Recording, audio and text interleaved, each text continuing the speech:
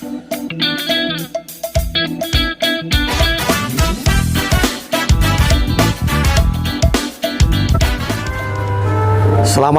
baku dapa dalam RFS Japri. Jawab pertanyaan ini. Kita buka-buka kita medsos, ada kawan-kawan yang bertanya. Yang pertama, Pak Jenderal, sebenarnya instansi mana yang berkompeten mengurus calon pekerja migran Indonesia yang mau pergi kerja ke luar negeri? Nah, ini pertanyaan pertama. Pertanyaan kedua, Pak Jenderal, Bapak kan mantan Kapolda Bali, juga Kadif Humas Polri. Boleh tanya, bagaimana cara mencegah biarnya tidak jadi korban perdagangan orang ketika mau kerja ke luar negeri? Ada pertanyaan ketiga, Pak Roni, boleh kasih penjelasan Pak Torang cara yang terbaik untuk jadi calon pekerja migran Indonesia ke luar negeri? Nah, kita mau bahas 3 pertanyaan ini. Pertama, orang tahu bahwa ada 2 instansi yang selama ini menangani penempatan tenaga kerja Indonesia, atau sekarang ini orang kenal dengan pekerja migran Indonesia yang akan berangkat ke luar negeri. Yang pertama, Kementerian Tenaga Kerja, kemudian yang kedua BP2MI. Nah, dasar dari melayani dan menempatkan pekerja migran Indonesia ke luar negeri ini ada Undang-Undang Nomor 18 Tahun 2017 tentang perlindungan pekerja migran Indonesia.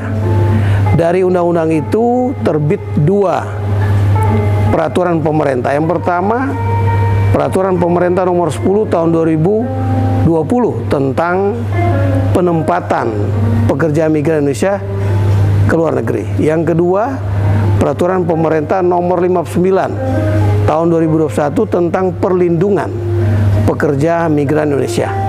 Dari 3 produk peraturan perundang-undangan ini, maka Kementerian Tenaga Kerja maupun BP2MI menyelenggarakan kegiatan baik perekrutannya di tanpa kantong-kantong pekerja migran Indonesia maupun penyiapannya untuk berangkat ke luar negeri.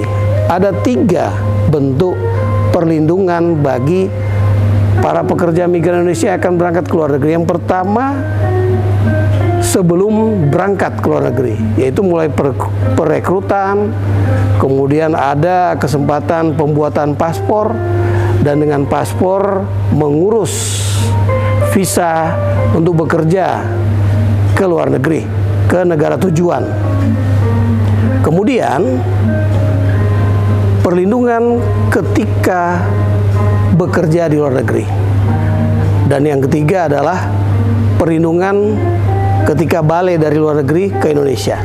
Nah, sekarang orang bicara tentang bagaimana DP cara biar jangan jadi korban perdagangan orang.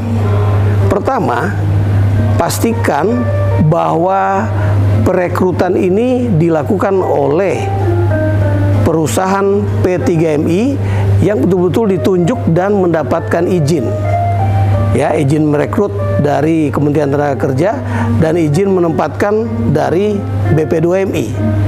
Ketika perusahaan ini mendapatkan 2 izin dari 2 instansi tersebut, maka Tora akan cek apakah penempatan ke negara tujuan itu ada DP job order, sehingga jelas bahwa ketika nanti ditempatkan di luar negeri akan mendapatkan visa untuk bekerja di negara tersebut. Kalau ada visa untuk bekerja, maka imigrasi yang akan melayani ketika melintas ke luar negeri itu tidak akan menahan, dalam rangka tentu memberikan perlindungan kepada calon pekerja Indonesia yang kalau mereka tidak memiliki visa bekerja di negara tujuan, kemungkinan akan menjadi korban. Mengapa? Karena nantinya misalnya menggunakan visa kunjungan saja, maka ketika tiba di negara tujuan tidak bisa ada bargaining position, misalnya dengan calon majikan pemberi pekerjaan atau perusahaan pemberi pekerjaan itu akan dibuat surat perjanjian bekerja antara perusahaan, antara majikan dengan pekerja migran Indonesia.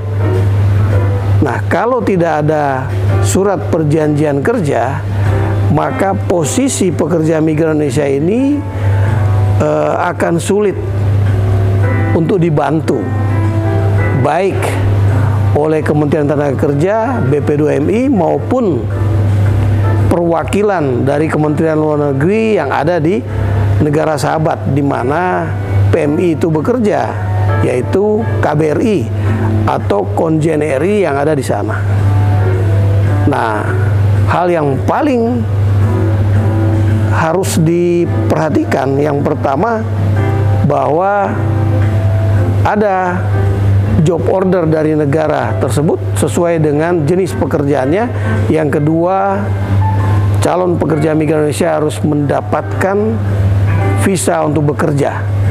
Jangan sampai termakan isu-isu atau iming-iming gaji yang tinggi seperti yang terjadi di Kambodia.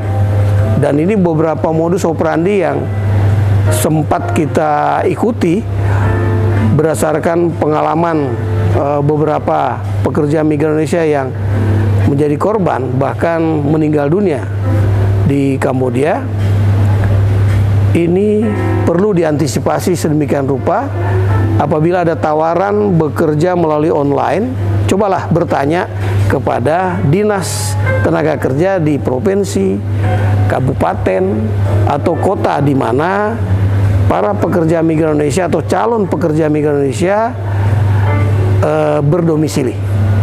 Nanti melalui Dinas Tenaga Kerja setempat bisa ditanyakan tentang informasi untuk bekerja di sebuah negara tujuan.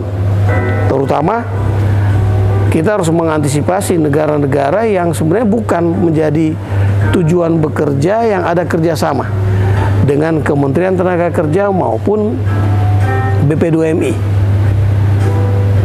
Ini informasi yang bisa saya sampaikan sehingga kita bisa mempelajari ketentuan yang ada dan menjadi hak pekerja migran Indonesia sesuai Undang-Undang Nomor 18 Tahun 2017 yang memberikan perlindungan kepada pekerja migran Indonesia, juga dijabarkan melalui Peraturan Pemerintah Nomor 10 Tahun 2020 tentang bagaimana cara penempatan pekerja migran Indonesia ke luar negeri, dan tentang perlindungan pekerja migran Indonesia diatur di dalam Peraturan Pemerintah Nomor 59 Tahun 2021.